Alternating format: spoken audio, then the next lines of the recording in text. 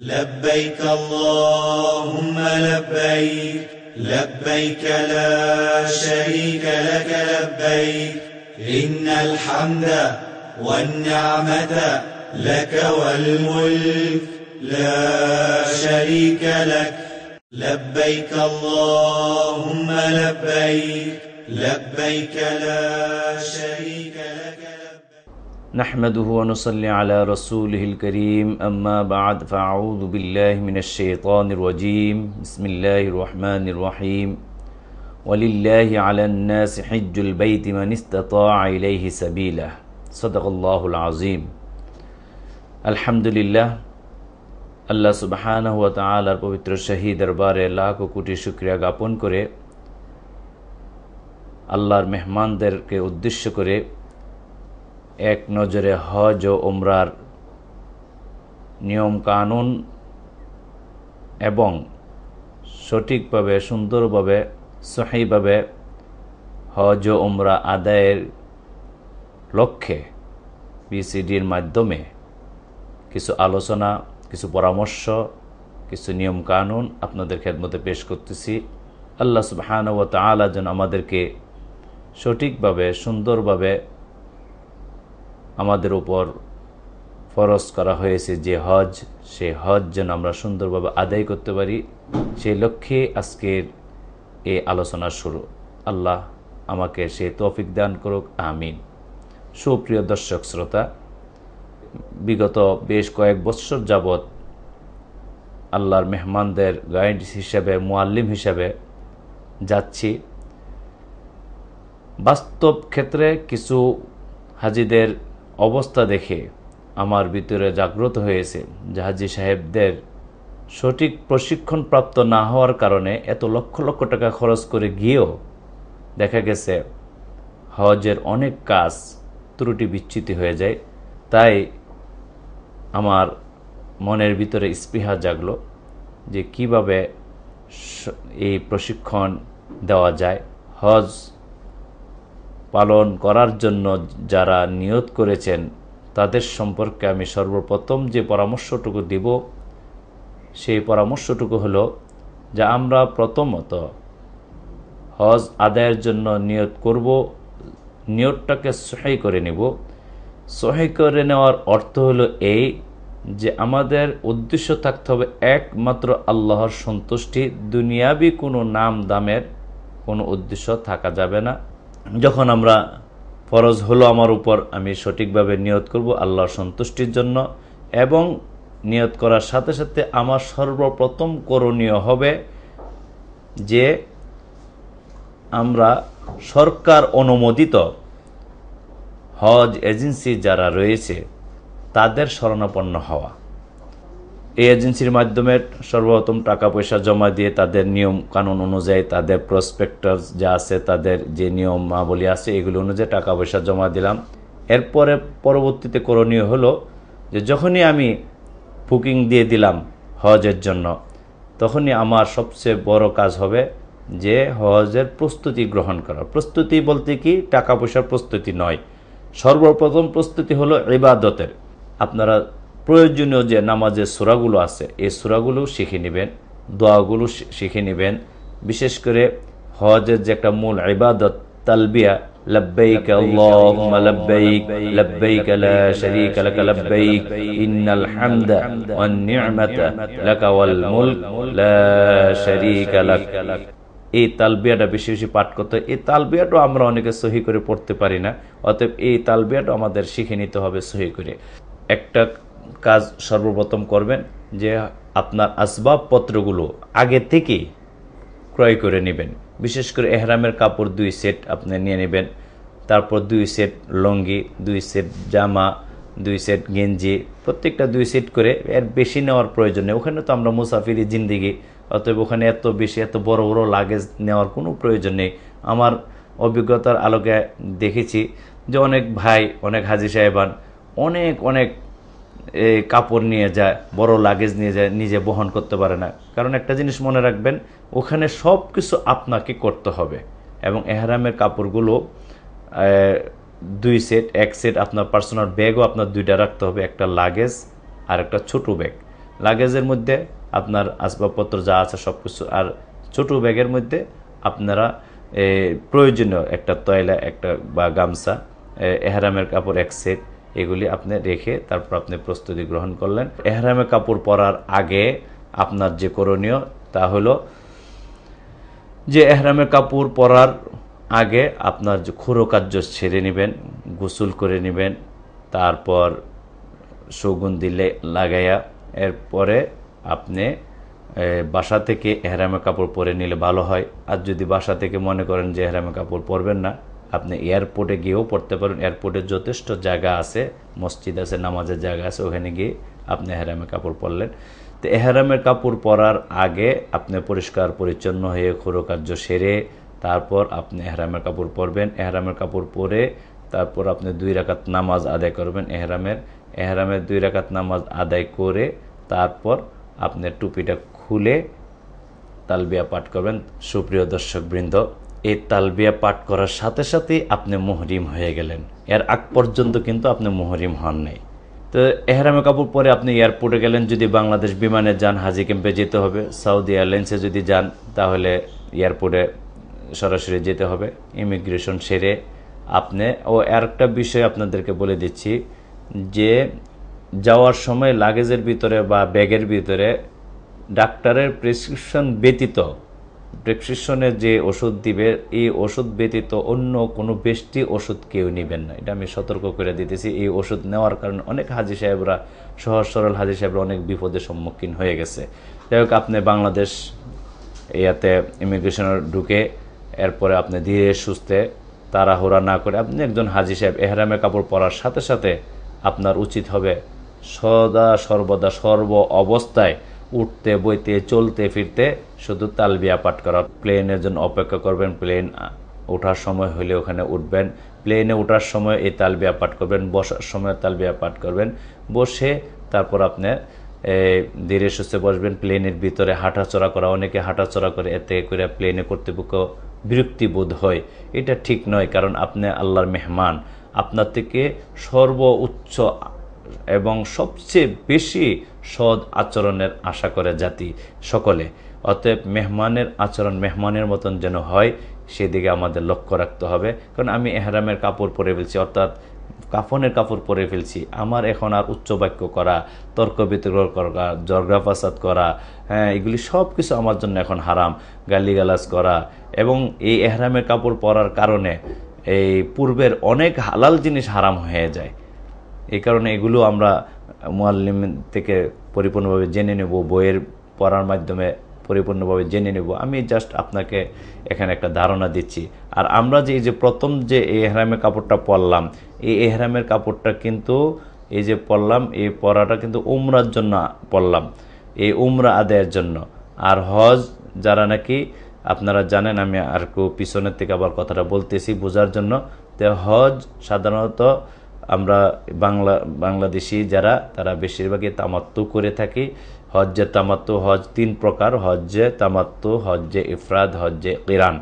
হজ্জে তামাত্তু বলা হয় যে উমরা এবং হজের নিয়ত যারা করে তাদের জন্য হলো হজ্জে তামাত্তু। আর হজ্জে ইফরাদ হলো শুধু হজের নিয়তে এহরাম পরে। আর হজ্জে কিরান হলো যে হজ এবং উমরা একই এহরামে আদায় করা। তো আমাদের বাংলাদেশিরা অধিকাংশ হজ্জে তামাত্তু করে থাকি। আর হজ্জে তামাত্তুটা সহজ, অর্থাৎ হজ্জে তামাত্তু হলো যে আপনি প্রথমে উমরার জন্য এহরাম পরে গেলেন, ওখানে গিয়ে উমরা আদায় করে তারপর হালাল হয়ে পরবর্তীতে আবার হজের জন্য এই এহরাম পরলেন। এই 2 এহরামে এই হজ এবং উমরা আদায় করলে এটাকে বলা হয় হজ্জে তামাত্তু। আর হজ্জে ইফরাদ হলো যে একটা এহরাম পরে গেলেন, সরাসরি হজের এহরাম পরে গেলেন, ওখানে গিয়ে আর উমরা করলেন না, এই এহরাম দিয়ে হজ আদায় করলেন। আর হজ্জে কিরান হলো যে আপনি একই এহরামে আপনি হজ উমরা আদায় করলেন, উমরা আদায় করে এহরাম হালাল না হইয়া একেবারে হজ আদায় করে হালাল হইলেন, এই একই এহরামে হজ উমরা আদায় করলেন, এটা নাম হলো হজ্জে কিরান। তো যাই হোক, আমি হজ্জে তামাত্তুর কথা আপনাদেরকে বলতেছি, যেহেতু আমরা এটা অধিকাংশরা আমরা এটি করে থাকি এবং সহজ। এই আসুন আমি এখনই আপনাদেরকে এহরামের কাপড়টা কিভাবে পরবেন সেই বিষয়টা আপনাদেরকে দেখাচ্ছি। দেখানোর পরে আপনাদের সামনে আমি আবার ফিরে আসতেছি। সুপ্রিয় দর্শক শ্রোতা, আমি আপনাদেরকে বলেছিলাম যে এহরামের কাপড় কিভাবে পরতে হয় সেটা আপনাদেরকে দেখাবো, কারণ এহরামের কাপড় পরতে গিয়ে অনেকে বিভাগে পড়ে যায়, অনেকে অনেক রকম পরে। তা আমি আপনাদেরকে এখন যেভাবে দেখাবো এইভাবে লক্ষ্য করবেন খুব ভালোভাবে, আর এইভাবে যদি পরেন আপনার সর্বদিক দিয়ে আপনার নিরাপদে থাকবেন এবং সুন্দর হবে এহরাম কাপড় পরাটা। তা খুব খেয়াল করে দেখেন যে আমরা 2 টুকরা কাপড় তো এহরামের নিব পুরুষদের জন্য, আর মহিলাদের জন্য তো স্বাভাবিক যে পোশাক পরে ওই পোশাক হলেই চলবে, তাদের অন্য কোনো এহরামের জন্য বিশেষ কোনো পোশাকের প্রয়োজন নেই, শুধু হেজাবটা পরে নিবে। আর মহিলাদের জন্য আরেকটা খেয়াল রাখতে হবে, ফাঁকেরা যেহেতু কথা এসেই গেছে, বলতেছি যে মহিলাদের জন্য চেহারার উপরে কোনো নেকাব দিতে পারবে না, চেহারাতে লাগে এরকম। এই কারণে যারা পর্দাসীন মহিলা এরা একটা টুপি, একটা ক্যাপ পরবে, ক্যাপের উপর দিয়ে এই পাটটা দিবে যেন চেহারাতে না লাগে, এটা খুব খেয়াল রাখতে হবে। যাই হোক, পুরুষরা কীভাবে এহরামের কাপড় পরবেন সেটা আপনাদেরকে আমি দেখাচ্ছি, খুব খেয়াল করে দেখেন। প্রথমে এই কাপড়টা নেবেন, নিয়ে 1 টুকরা কাপড় নেবেন, নিয়ে এসে তারপর দেখেন নিয়ে প্রথমত আপনার টুপি মাথা থাকবে, টুপি জামা খুলে ফেলবেন, গেঞ্জিটাও কিন্তু খুলে ফেলতে হবে, গেঞ্জিও রাখা যাবে না, হ্যাঁ। এবং এই পায়জামা বা লুঙ্গিও প্যান্ট রাখা যাবে না, এবং এই ভিতরে যে আন্ডার প্যান্ট জায়গা এগুলো রাখা যাবে না, অর্থাৎ কোনো কাপড় কোনো কিছুই আর কোনো পোশাক রাখা যাবে না। এহরামের জন্য আপনি প্রথমে তো জামা খুলে ফেলবেন, তারপর গেঞ্জিও খুলে ফেলবেন, গেঞ্জিটা খুলে ফেলতে হবে। এরপর আপনি এরকম একটা টুকরো কাপড় নেবেন, নিয়ে আপনি দেখেন যে আমি আপনারা খুব ভালো করে খেয়াল করেন যে এই যে 2 টুকরা কাপড়টা ধরবেন, ধরে সেটা যে একটা টুকরা এই যে মাথাটা, এই মাথাটা এই যে ধরছেন, যে এই যে কুনিটা আছে, এই কুনি বরাবর যে অংশটা আছে, কুনি বরাবর যে অংশটা আছে এই অংশটার মধ্যে এই মাথাটা রাখবেন। দেখেন আবার খেয়াল করে দেখেন, এই যে এখন তো একদম সমান হয়ে গেছে। যেটা কিভাবে আনবেন, যে এই যে মাথাটা নেবেন, তো নিয়ে এই মাথাটা এই যে কোনি বরাবর যে জায়গাটা আসছে ঠিক এই কোনি বরাবরের মধ্যে অপর কাপড়ের মাথাটা নিয়ে আসবেন, নিয়ে সেখানে ধরলেন, ধরে এটা জাস্ট একটা বোঝার জন্য বলতেছি, আপনি এভাবে আপনি সরাসরি করতে পারেন। এটাকে আপনি আর একটু নিয়ে এসে 2 মাথা 2 দিকে থাকবে, বাস এই যে এখন আপনি এরকম হয়ে গেল, সমান, ঠিক সমান হয়ে গেল। গিয়ে তারপরে আস্তে আস্তে করে এই যে দেখেন এইভাবে আপনি এইভাবে, এটা হলো সবচেয়ে উত্তম। এরকমভাবে রাখলে আপনি নিচের সাইডটা সমান হয়ে গেল। আপনার এখন ঠ্যাং এইভাবে জোরে বড় কাইক দিল, আপনার এই জায়গাটা ফাঁকা হবে না। আর এটা এইভাবে ধরে আপনার প্যান্টটা খোলার সিস্টেম রইল, যে আপনি তো এইভাবে রাখলেন, এখন আপনি একদম সেফ হয়ে গেল। এইভাবে রেখে আপনার প্যান্ট বা লুঙ্গি বা পায়জামা খুলে ফেললেন, খুলে তারপর আপনি এটা এইভাবে দিয়ে বাস এভাবে ইয়ে করলেন, করে সেটা এইভাবে গুঞ্জা দিয়ে তারপর রেখে দিলেন। এরপর একটা কাপড়ের বেল্ট আছে, মার্কেটে পাওয়া যায়, দেখবেন এহরামের কাপড় যেখান থেকে কিনবেন ওখানে এরকম বেল্টও পাওয়া যায়। এই বেল্ট এভাবে দিয়ে দিবেন, দিয়ে দিলে বাস আপনার একদম নিশ্চিন্তা হয়ে গেলেন, কাপড় আর খোলার কোনো সম্ভাবনা থাকবে না। এরপরে গেঞ্জি আপনি খুলে ফেললেন, গেঞ্জি খুলে ওপর যে এহরামের কাপড়টা এইভাবে দিয়ে দিলেন। এখন আপনি এই এহরামের কাপড়টা পরা হলো, পরার পরে আপনি এই 2 রাকাত নামাজ পড়তে হবে এহরামের। এহরামটা তো আপনি নিয়ত করে পড়লেন, প্রথমত নিয়ত করে পড়লেন উমরার জন্য বাংলাদেশ থেকে, আর ওখানে যেটা পড়বেন কাবাতে গিয়ে তখন পড়বেন হজের নিয়ত করে। আর যারা ইফরাদ হজ করবেন তারা বাংলাদেশ থেকে হজের নিয়ত করে পড়বেন। যারা কিরান করবেন, হজে কিরান, তারা হজ এবং উমরার দুটোটা নিয়ত করে আপনি এহরাম পড়লেন। এখন এহরাম পড়ার পরে আপনি 2 রাকাত নামাজ আদায় করতে হবে। আপনি কিন্তু মুহরিম হন না এখনো, তো 2 রাকাত নামাজ আপনি আদায় করবেন। আদায় করে বসে তারপর টুপিটা খুলবেন, আগে টুপিটা এভাবে খুলে রাখবেন, রাখা তারপর লাব্বাইক আল্লাহুম্মা লাব্বাইক লাব্বাইক লা শারীকা লাক লাব্বাইক ইন্নাল হামদা ওয়ান নি'মাতা লাকা ওয়াল মুলক লা শারীকা লাক। আপনি মুহরিম হয়ে গেছেন। আপনি এখন মুহরিম। এখন আপনার জন্য অনেক কিছু নিষিদ্ধ আছে, এগুলি বই পুস্তকের মাধ্যমে জেনে নেবেন কি কি নিষিদ্ধ আছে। তো এখন আপনি মুহরিম, আপনি এখন আমল হইল আপনি বেশি বেশি তালবিয়া পাঠ করা। আর কাবা শরীফে গিয়ে যখন আপনি তওয়াফ শুরু করবেন, সর্বপ্রথম এই তওয়াফের সময় ইজতিবা করতে হবে। ইজতিবার সিস্টেমটা আমি আপনাদেরকে দেখাই দিতেছি। ইজতিবার সিস্টেমটা হলো যে ডাইন হাত, এই ডাইন হাতের বগলের নিচে দিয়ে এইভাবে এই ঠিক এই যে দেখেন, এই যে ঠিক এই যে এই সিস্টেমে রাখাটা হলো ইজতেবা। এই ইজতেবা আপনার প্রথম যে 3 চক্করটা দিবেন, তখন এইভাবে রমল করবেন, এইভাবে সিনারা ফলে আনবেন। আর এই ইজতেবা তোয়াফ করার পরে আর ইজতেবা করার কোনো জরুরি নেই, প্রয়োজন নেই। আপনি তখন আবার স্বাভাবিকভাবে আর শুধু তোয়াফের সময় ইজতেবাটা করবেন, আর কোনো সময় কিন্তু ইজতেবা করার প্রয়োজন নেই। স্বাভাবিকভাবে যেভাবে রাখবেন। হ্যাঁ, প্লেনে বসলে অথবা কোনো জায়গায় গরম লাগলে আপনি কাপড় এহরামের কাপড়টা এইভাবে রাখলেন, অথবা যদি বেশি গরম লাগে এরকমভাবেও আপনি রাখতে পারেন, কোনো সমস্যা নেই। ঠিক আছে? তো সুপ্রিয় দর্শক শ্রোতা, আশা করি আপনারা এহরাম পরার যে নিয়মটা, এটা যদি বারবার দেখেন তাহলে আপনাদের জন্য সহজ হয়ে যাবে। আল্লাহ সুবহানাহু ওয়া তাআলা আমাদের সকলকে হজ্জে মাবরুর নসিব করুক, আমিন। আসুন, আমার আলোচনা গেছিল যে প্লেন পর্যন্ত উঠে গিয়েছিলাম। যে প্লেনে ওঠার পরে আমরা সৎভাবে মানে সুন্দরভাবে আমরা বসবো এবং আদবের সাথে যাব যে আমরা আল্লাহর ঘরে যাচ্ছি, আল্লাহর ঘরের জন্য রওনা হয়ে গেছি। ওই আল্লাহর ঘরটা নজরে শুধু বাসাবো আর তালবিয়া পাঠ করতে থাকবো। এখানে একটা জরুরি বিষয়, প্লেনের ভিতরে প্রস্রাব পায়খানা এবং নামাজ। প্রস্রাব পায়খানা এবং নামাজের ক্ষেত্রে আমি বলবো যে প্রস্রাব পায়খানা তো প্লেনের সুব্যবস্থা আছে, পানির ব্যবস্থা আছে, টিস্যু ডিলাকুলুপের ব্যবস্থা আছে। এগুলি আপনার সাবধানের সাথে আমরা এগুলি করব। বাথরুমের কাজও আমরা সাবধানতার সাথে সারবো, যেন এহরামের কাপড়ের মধ্যে এই নাপাকি না লাগে, এগুলি খুব খেয়াল রাখবো। আর নামাজের ক্ষেত্রে আমরা এককভাবে যদি একা একা যদি দাঁড়ায় নামাজ পড়তে পারি, পড়ার সুযোগ পাওয়া যায়, তেমন একটা সুযোগ পাওয়া যায় না। তারপরেও যদি সিটের কাছে এরকম সুযোগ পাওয়া যায় তাহলে আমরা পড়ে নিব, আর না হয় সিটের মধ্যে বসেই নামাজ আদায় করে নিব। এই সিটের মধ্যে বসে কিভাবে নামাজ আদায় করবেন সেটা আমি এখন দেখিয়ে দিচ্ছি। তার আগে হলো যে উজু তো আমরা আগে করেই উঠবো। উজু যদি ছুটে যায় তাহলে প্লেনের ভিতরে উজু করার কোনো সিস্টেম নেই, কারণ সেখানে স্বল্প পানি, আর সেই পানি দিয়ে উজু করাটা ঠিক হবে না। তো ওখানে আপনি তায়াম্মুম করে নেবেন। তায়াম্মুমের জন্য একটা মাটির চাকা প্লেনে থাকে, বিশেষ করে বাংলাদেশ বিমানে মাটির চাকা থাকে, এদেরকে চাইলেই তারা দিবে। এখানে তায়াম্মুম করে নেব। তায়াম্মুমের নিয়মটা আপনাদেরকে বলে দিচ্ছি আগে, তারপর নামাজের নিয়মটা আমি আপনাদেরকে দেখাচ্ছি। তায়াম্মুম এই যে যেমন মনে করেন মাটির চাকা, এটা এই মাটির চাকাটা আমি এইভাবে লাগায়া অথবা হাতে নিয়ে এক হাতে এভাবে ভরায়া, যে ছোট চাকা যদি হয় এইভাবে ভরায়, তারপর এইভাবে করে সর্বপ্রথম চেহারাটা এইভাবে এখান থেকে নিয়ে পুরো এইভাবে মুছে নেব। এই আপনার তায়াম্মুমের প্রথম হলো নিয়ত, তারপর চেহারা, তারপর আপনার হাত, এইভাবে আবার এইভাবে ভরায় সেরা করে, তারপর এইভাবে নিয়ে এসে একদম কোনি পর্যন্ত, যে কোনিটা আছে কোনি পর্যন্ত নিয়ে তারপর আবার এইভাবে, আবার এই বাম হাতটাকে এভাবে নিয়ে এভাবে এনে তারপরে বাস আপনার তায়াম্মুম হয়ে গেল। এখন আপনি নামাজ পড়বেন।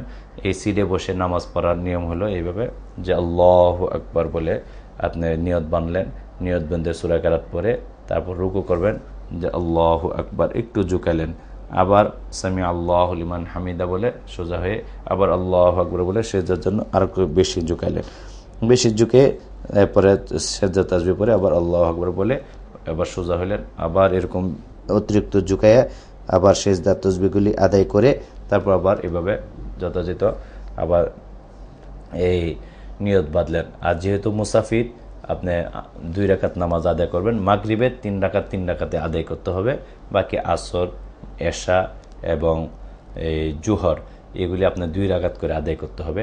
তবে সিটে বসে যারা আদায় করবেন নামাজ, তাদের জন্য মাসআলা হলো এই, মুফতি সাহেবগণ বলেন যে ওখানে যাওয়ার পরে এটা আবার কাজা আদায় করে নেওয়া, দাঁড়ায় নামাজ পড়ে যে কোনো এক জায়গায়, হোটেলে হোক মসজিদে হোক, এটা পরবর্তীতে আদায় করে নেবেন। সুবহানাহু ওয়া তাআলার মেহেরবানিতে যদি আমরা ওখান পর্যন্ত পৌঁছতে পারি, আল্লাহ পৌঁছান। জেদ্দা এয়ারপোর্ট নেমে, জেদ্দা এয়ারপোর্টে আপনাদেরকে এই প্লেন থেকে মাঠের মধ্যে প্লেন রাখবে, এখান থেকে নামানোর পরে ওখান থেকে বাসে আবার মেন ইমিগ্রেশনে নিয়ে যাবে। তো ওখানে যাওয়ার পরে কিন্তু যেহেতু সারা পৃথিবী থেকে হাজি সাহেবরা আসে, অনেক গ্যাঞ্জাম থাকে, লাইন ধরে বসে থাকতে হবে। ওখানে দেখবেন ওয়েট করার জন্য, অপেক্ষার জন্য বসায় রাখবে। তো ওখানে বসার পরে তারা যখন বলে তখন লাইন ধরে গিয়ে ওখানে আবার ইমিগ্রেশন করতে হবে, পাসপোর্ট এবং আপনার পাসপোর্ট, টিকিট এইগুলি আপনার খুব সাবধানে রাখবেন। এখানে একটা এক ধরনের ব্যাগ আছে, আমরা বাংলাদেশে পাওয়া যায়, এটা এই ব্যাগটা গলার একটা ব্যাগ, আপনি এটা রাখবেন, এবং একটা বেল্ট আছে, এই বেল্টটা দিয়ে রাখবেন। তো ওই যে গলার মধ্যে ঝুলানোর যে একটা ব্যাগটা, এই ব্যাগের ভিতরে আপনার পাসপোর্ট, তারপর আপনার টিকিট, আপনার প্রয়োজনীয় ওজিফা, এই ছোটো হজের বই থাকে, এইগুলি আপনি ভিতরে রাখবেন। একটা কলম সাথে রাখবেন, কারণ ওকে ইমিগ্রেশনের থেকে যেমন বাইর করে দিতে সুবিধা হয়। পাসপোর্টটা বের করে দেবেন, টিকিট দেওয়ার প্রয়োজন নেই, শুধু পাসপোর্টটা দিবেন আর একটা ইমিগ্রেশন কার্ড ফিল আপ করতে এই কার্ডটা দিবেন, এই কার্ডটা দিবেন, এবং একটা কলম রাখবেন, যদি সিগনেচারের প্রয়োজন হয় এখানে সিগনেচার দিবেন। আপনার যখন এগুলি দিয়ে আপনি ইমিগ্রেশন পার হয়ে গেলেন, ইমিগ্রেশন পার হওয়ার পরে আপনার যে সাথী যারা থাকবে সবার সাথে একসাথে থাকার চেষ্টা করবেন। যদি আপনি একটু আগে বের হয়ে যান, তাহলে আপনি ইমিগ্রেশন পার হয়ে গিয়ে আপনি অপেক্ষা করবেন যে আপনার সাথীরা পিছনে আসতেছে কিনা। ওখানে দাঁড়ায় তারপর আপনি অপেক্ষা করার পরে সবাই যখন আসবে তাদেরকে নিয়ে আবার যাবেন আরেকটা জায়গায় যেতে হবে, ওখানে আবার আরেকটা পরে আছে, চেকিং আছে, প্রায় কয়েক জায়গা চেকিং হয়। ওখানে চেকিং করার পরে ওখান থেকে আপনার যে ব্যাগগুলি আছে, একটু বড় ব্যাগ থাকলে ওই ব্যাগগুলি এক ধরনের লোক আছে তারা নিয়ে যাবে, তাদেরকে দিয়ে দিবেন। আর ওই মেন ইমিগ্রেশন পার হওয়ার পর আপনার যে লাগেজ, ওই লাগেজগুলি বেল্টের থেকে নিয়ে নেবেন, দেখবেন বেল্টের থেকে নামায় তারা রাখছে, আপনি খুঁজে নেবেন। এবং লাগেজের মধ্যে আগেই আপনার একটা চিহ্ন, এমনভাবে একটা চিহ্ন দিয়ে রাখবেন, নাম ঠিকানা লিখে রাখবেন, এবং আপনার একটা চিনার জন্য সহজভাবে একটা চিহ্ন দিয়ে রাখবেন, যে আপনি দেখলেই যেন বুঝতে পারেন যে আপনার এই লাগেজটা। অতএব এই লাগেজগুলি নিয়ে আপনি আরেকটা গেট, দ্বিতীয় গেট পার হওয়ার পরেই আপনার পাসপোর্টগুলি তারা নিবে, নিয়ে সেটা তারা একটু লিখবে, বিভিন্ন কাজ আছে তাদের, স্টিকার লাগাবে। তো এইগুলি আপনার পাসপোর্ট দিবেন, ওখান থেকে স্টিকার লাগাইয়া এবং আপনার লাগেজগুলি তাদেরকে দিয়ে দিবেন। কারণ এই লাগেজগুলি আপনি যেখানে গিয়ে লাস্টে বসবেন, আমাদের প্রত্যেকটারই একটা আছে, জায়গা আছে, বাংলাদেশের জন্য একটা এরিয়া আছে, অনেকগুলো পতাকা লাগায় রাখছে ওখানে। ওই এরিয়াতে বাংলাদেশি হাজিদের জন্য বসার জায়গা আছে, ওখানে গিয়ে বসবো। আপনি যে লাগেজগুলো আপনি পাসপোর্ট যেখানে চেক করতেছে, লেখালেখি করতেছে, স্টিকার লাগাইতেছে, ওখান থেকে যে দিয়ে দিচ্ছেন ওই লাগেজগুলো ওখানে গিয়ে আবার রাখবে, অতএব হারানোর কোনো ভয় নেই।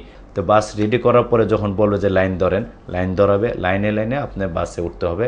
বাসে ওঠার আগে আপনার পাসপোর্টগুলো নিয়ে নেবে, যে টিকিট আপনি ভিতরে রেখে দিবেন, আর পাসপোর্টগুলি তাদেরকে দিয়ে দিবেন। পাসপোর্ট দিয়ে আপনি বাসে উঠবেন। বাসের ওঠার সময়ও আবার বড় লাগেজগুলো কিন্তু আপনি ওই তাদেরকে দিয়ে দিবেন, তাদের লোক আছে, বাসের লোক আছে, তাদেরকে দিয়ে দিয়ে তারা তাদের দায়িত্বে উপরে রাখবে। যাই হোক, আর ভিতরে বড় কোনো ব্যাগ আপনি নেবেন না, এতে করেও তারা সমস্যার সৃষ্টি করানোর সময় ব্যাগ ফালায় দেয়, নামায় দেয়, কবিয়া করে, রাগারাগি করে। অতএব আমরা আগে থেকে আমাদের এরকম কোনো আচরণ করব না, কাজ করব না যে কাজের দ্বারা আমরা আরেকজনের কথা শুনবো। অতএব আমরা ছোট ব্যাগগুলো শুধু সাথে নিব, আর বড় ব্যাগগুলো তাদেরকে দিয়ে দেবো, তারা উপরে, বাসের উপরে তারা সুন্দর করে রাখবে তাদের দায়িত্বে। যাই হোক, আপনি এখানে গিয়েও এখানেও একটু ধৈর্যের পরিচয় দিতে হবে, মোটামুটি একটু কষ্ট হবে, কারণ অনেকক্ষণ অপেক্ষা করতে হবে। দেখা গেছে যে আপনি এত কষ্ট করে গেছেন, বাসের জন্য আবার অপেক্ষা রাখতে হবে, তো এখানে একটু ধৈর্য ধারণ করতেই হবে। আর এইগুলো একটা পরীক্ষা, যে আপনি কতটুকু সবর, কতটুকু ধৈর্য আপনার আছে, এটা একটা পরীক্ষা। অতএব এখানে কোনো চিল্লাচিল্লি, রাগারাগি, অথবা যে মুআল্লিম আছে তার উপর রাগান্বিত হওয়া, এগুলি ঠিক নয়। এই আচরণটা মোটো ঠিক না, অনেকে করে থাকেন বিদায় আমি বলতেছি। তো এখানে চরম ধৈর্য পরিস্থিতি, তো এটা বুঝতে হবে যে এটা একটা ভিন্ন একটা দেশে আসছি, এখানে ভিন্ন নিয়ম কানুন, ভিন্ন সব কিছু। অতএব এখানে আমার ক্ষমতা, আমার পাওয়ার এখানে দেখানো এটা কোনোভাবে উচিত হবে না। আর যেহেতু আমি এহরামের কাপড় পরে ফেলছি, এই এহরামের কাপড় পরার পরে তো পাওয়ার দেখানোর কোনো প্রশ্নই ওঠে না, কারণ আমি তো শেষ, মৌত কাবলাল মৌত, মরণের আগে আমি মরে গেলাম। মরা মানুষের আবার কিসের এই কথা, আর কিসের কি। অতএব যখন যেখানে যে অবস্থায় থাকে, আর আমরা যেহেতু আল্লাহর এবাদতের জন্য, আল্লাহর সন্তুষ্টির জন্য বের হয়েছি, অতএব সর্ব জায়গায়, সর্ব অবস্থায় শুধু এবাদতের মধ্যেই মগ্ন থাকবো। অর্থাৎ তালবিয়া পাঠ করতে থাকবো, বিভিন্ন অজিফা পাঠ করতে থাকবো। তবে সবচেয়ে উত্তম এহরাম পরা অবস্থায় তালবিয়া পাঠ করা হলো সবচেয়ে উত্তম ইবাদত, এই কারণে আমরা এটাই বেশি বেশি পাঠ করব। যাই হোক, বাসে আমরা রওনা দিব আমাদের গন্তব্যস্থানে, আল্লাহর মক্কাতুল মুকাররমার উদ্দেশ্যে। যখন আমরা বাসে রওনা দিব, বাসে উঠেও আমরা জোরে জোরে সবাই তালবিয়া পাঠ করব, লাব্বাইক আল্লাহুম্মা লাব্বাইক, লাব্বাইক লা শারীকা লাক লাব্বাইক, ইন্নাল হামদা ওয়ান নি'মাতা লাকা ওয়াল মুলক লা শারীকা লাক। এইভাবে আমরা এই তালবিয়া পাঠ করতে করতে আমরা চলে যাব এই মক্কার কাছাকাছি আমরা আমাদের বাসা যেখানে নিচে মক্কার আশেপাশে চারিদিকে মেসফালা একটা এরিয়া আছে, সামি একটা এরিয়া আছে, রসুলের বাড়ির ওইদিকে নাকা একটা এরিয়া আছে, বিভিন্ন সাইডে বিভিন্ন এরিয়া। যে কোনো সাইডে আমাদের জিম্মাদার, আমাদের যে হজ এজেন্সি বাড়ি ভাড়া নিবে, ওখানে আমরা সর্বপ্রথম আমাদেরকে ওখানে নিয়ে যাওয়ার আগে আবার মুআল্লিমের অফিসে নিবে, যেহেতু ওখানের সরকার কর্তৃক একজন মুআল্লিম আছে যিনি এই যে মিনা, মুজদালিফা, তারপর আরাফার এই তাঁবুর দায়িত্বে থাকে, বাসের দায়িত্বে থাকে। এই মুআল্লিম নম্বরগুলো আছে আপনার পাসপোর্টের মধ্যে, কিন্তু এই পিছনে লেখা থাকবে যে কত নম্বর মুআল্লিম। এই নাম্বারটা খুব খেয়াল রাখবেন। 72 নম্বর আছে, 71 নম্বর, 72 নম্বর, 70 নম্বর, 84 নম্বর, 85 নম্বর। বেশিরভাগ আমাদের এই বাংলাদেশি হাজিরা ওই 70 থেকে নিয়ে 90 পর্যন্ত এর ভিতরে বেশিরভাগ থাকে। হ্যাঁ, সুপ্রিয় দর্শকবৃন্দ, আপনাদের লক্ষ্য করে আবার বলতেছি যে এখন আমরা তো চলে আসলাম আল্লাহর মেহেরবানিতে এই আল্লাহর ঘর বাইতুল্লাহর কাছাকাছি, এবং মুআল্লিম অফিসগুলির কাছে গিয়ে প্রত্যেকটি আমাদের যে নম্বরের মুআল্লিম আছে ওই মুআল্লিম অফিস আমাদেরকে নিয়ে রাখবে। ওখানে কিন্তু বেশ কিছু সময় দেরি হয়। এখানে আমাদের যে পাসপোর্টটা নিয়ে গেছে, ওই পাসপোর্টটা নেওয়ার পরিবর্তে আমাদেরকে একটা বেল্ট দেওয়া হবে। এই বেল্টটা খুব জরুরি। এখানে মুআল্লিম অফিসের সব নম্বর থাকে, মুআল্লিমের নাম্বার কত, এগুলি সব কিছু থাকে, টেলিফোন নম্বর, অ্যাড্রেস সব কিছু থাকে। আপনার আল্লাহ না করুক কোনো একটা সমস্যা হয়ে গেলে এই বেল্টটা যদি হাতে লাগানো থাকে, তাহলে আলহামদুলিল্লাহ আপনাকে পাওয়ার জন্য কোনো সমস্যা হবে না। যাই হোক, ওখানে আমরা মুআল্লিম অফিসে কাজ সেরে যখন আমরা হোটেলে যাব, হোটেলে গিয়ে ওঠার পরে আমরা লাগেজ আমাদের যাকে যে রুমে দেয় ওই রুমে আমরা চলে যাব। এখানে আমার একটা বাস্তব অভিজ্ঞতার আলোকে বলতেছি যে আমরা অনেক সময় গিয়ে ওখানে খুব ঝগড়া ফাসাদ করে, অনেক ঝগড়া লাগাই দেয়, অর্থাৎ অনেক চিল্লা হাউকাও লাগাই দেয় যে আমাকে এই রুম কেন দেওয়া হলো, আমাকে ওই রুম কেন দেওয়া হলো। হ্যাঁ, অনেক সময় অনেকে অসুবিধা করে থাকে, কিন্তু এখানে চরম ধৈর্যের পরিচয় দিতে হবে। আপনি এখন এহরামে কাপড় পরা, এই অবস্থায় রাগারাগি না করে আপাতত লাগেজ যেখানে যাকে দেয় এটা রেখে সর্বপ্রথম করণীয় হবে যে আমি আল্লাহর ঘর জিয়ারতের জন্য আসছি, এত দূর থেকে, হাজার হাজার মাইল দূর থেকে, লক্ষ লক্ষ টাকা খরচ করে, আগে আল্লাহর ঘর দেখি, তারপর যা করার করব। এই মন মানসিকতাটা থাকতে হবে। কারণ আমরা অনেকে দেখি, অনেকে গিয়ে সেরা বাস এহরামের কাপড় পরেই অবস্থায় এমন মালিকের সাথে বা মুআল্লিমের সাথে অনেক আচরণ, অনেক সময় অনেকে বাধ্য হয় অসৎ আচরণ করার জন্য, কিন্তু তারপরও চরম ধৈর্য ধারণ করতে হবে এই সময়। যাই হোক, আমার আকুল আবেদন থাকবে আপনাদের প্রতি যে এই সময় চরম ধৈর্য পরিচয় দিয়ে সর্বপ্রথম আপনারা যদি ইস্তেঞ্জার হাজত থাকে, বাথরুমের হাজত থাকে, সে হাজত পুরা করে, যদি একান্তিক গোসলের প্রয়োজন হয়, গরম বেশি লাগে, তাহলে গোসলও করে নিতে পারেন, সমস্যা নেই। তবে এই গোসল কাজ সেরে আপনি থাকতে হবে যে আগে এই উমরা আদায় করে নিই, যেহেতু আমরা উমরার এহরাম বাঁধছি, তো উমরা আদায়ের জন্য আমরা রওনা হয়ে যাব আমাদের মুআল্লিমের সাথে, যিনি আমির থাকবেন তার সাথে রওনা দেবেন, এবং তাকে খুব ফলো করতে হবে। কারণ আপনি একটা নতুন জায়গায় গেছেন, এখানে লক্ষ লক্ষ মানুষ, অর্থাৎ কোনো রকম একটু হারিয়ে গেলে আর চারিদিকে একই রকম দেখতে, যেহেতু গোল আটা, এই কারণে আমি অনুরোধ করব যে যিনি আমির থাকবে তার প্রতি খুব লক্ষ্য রাখবেন। সে আপনাকে ছাইড়ে গেল, আপনি তাকে ছাড়বেন না, এটা খুব ফলো রাখবেন। এবং আরেকটা জিনিস খেয়াল রাখবেন যে আপনার বাড়ি কোন জায়গাটা আছে, এবং বাড়ি থেকে আপনার এই ঘর থেকে কাবা শরীফ আপনি কীভাবে গেলেন, এই জিনিসটা খেয়াল রাখবেন। যদি আল্লাহ না করুক বাইচান্স ছুটেই গেল, আমি সবরে হারিয়ে ফেললেন মুআল্লিমকে, তাহলে যেন আপনি আবার ফিরে আসতে পারেন। আর টেলিফোন তো বর্তমানে আল্লাহ আলহামদুলিল্লাহ কোনো সমস্যা হয় না, মোবাইল আছে প্রত্যেকের, বিশেষ করে মুআল্লিমের নাম্বারটা আপনার কাছে সংরক্ষণ রাখবেন। যদি কোনো সমস্যায় সাথে সাথে মুআল্লিমকে ফোন করবেন, এবং আপনি যে কোনো একটা গেট নম্বর দেওয়া আছে, আপনি অত নম্বর গেট ইংরেজিতে লেখা আছে, আরবিতেও লেখা আছে, আপনি যে কোনো একটা নম্বরের গেটের নম্বরের থেকে তারপর আপনি ফোন করলেন যে মুআল্লিম সাহেব আমি অমুক জায়গায় আছি, অত নম্বর গেটে আছি, তা আপনাকে সহজে নিয়ে আসতে পারবে। এই জিনিসটা খুব খেয়াল রাখবেন। আর মহিলা যদি সাথে থাকে তো মহিলাকে সবসময় আপনার সামনে রাখবেন, মহিলাকে কখনো পিছনে দিয়ে করবেন না। যেমন আপনার মা আছে কিংবা আপনার স্ত্রী আছে, তাকে পিছিয়ে দিয়ে আপনি হাঁটতেছেন, হঠাৎ দেখা গেল ফাঁকে দিয়ে আরেক লোক ঢুকে গেছে, আপনি হারিয়ে ফেলছেন, এই কারণে সবসময় সামনে রাখবেন যে আপনি তাকে যেন লক্ষ্য রাখতে পারেন। যাই হোক, এভাবে গেলে সর্বপ্রথম আর খুব তাজিমের সাথে হ্যাঁ, খুবই তাজিমের সাথে বিনম্রভাবে আপনি যাবেন, যে আল্লাহর ঘরে যাচ্ছেন, আল্লাহর ঘরে যাইতেছেন, আল্লাহকে সরাসরি আল্লাহর ঘর দেখবেন, এটা অনেক বড় খুশনসিব। এইভাবে আপনি আগাইবেন আর তালবিয়া পাঠ করতে থাকবেন। সর্বপ্রথম গেলে আমি আপনাদেরকে চিত্রের আকারে এবং প্র্যাকটিক্যালও আপনাদেরকে দেখাবো ওই চিত্রগুলো। এখন আমি আপনাকে খুব খেয়াল করে একটু দেখেন যে কিভাবে দেখেন, এই যে এই চিত্রটার দিকে আপনারা লক্ষ্য করেন, যে এই যে একটা চিত্র দেখতেছেন, এই চিত্রটা পুরো কাবা শরীফের চিত্র। আশেপাশে সব হইলো বিল্ডিং, আপনার বাসা বাড়ি, এই হলো এই অবস্থা, এরকম গোল আকারে একদিক দিয়ে একটু বেশি। এই যে মিনারাগুলি দেখতেছেন, দুইটা মিনার একসাথে, এগুলো প্রত্যেকটাই গেট। এরকমভাবে আর একটা, এতে আমি আরও স্পষ্টভাবে আশা করি দেখা যাবে।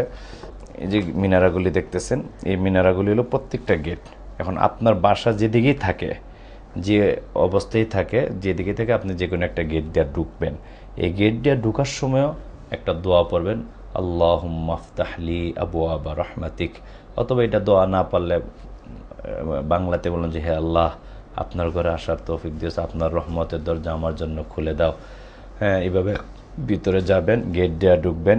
গেট দিয়ে ঢুকার পরই আপনি এখানে একটা কথা বলে রাখি, যে আল্লাহর ঘর যখনই দেখবেন, গেট দিয়ে ঢুকার সাথে সাথে কিছু গেট আছে ঢুকার পরে কিছু দূর যাওয়ার পরে দেখবেন আরেকটা গেট আছে, যে মেন গেটটা আছে, যে গেটটা দেখাচ্ছি এটা হলো মেন গেট। ওই গেটটি আর ঢুকলে একদম সরাসরি ঢুকার সাথে সাথে আল্লাহর ঘর দেখা যাবে। তো আল্লাহর ঘর সর্বপ্রথম আল্লাহর ঘর দেখার সাথে সাথে হাদিস শরীফে আসছে যে আল্লাহর ঘর কাবা শরীফটা সর্বপ্রথম দেখার সাথে সাথে আপনি যে দোয়া করবেন, এই দোয়াটাই আল্লাহ কবুল করবেন। এটা বাস্তব প্রমাণ আমরা নিজেরা অনেক পেয়েছি।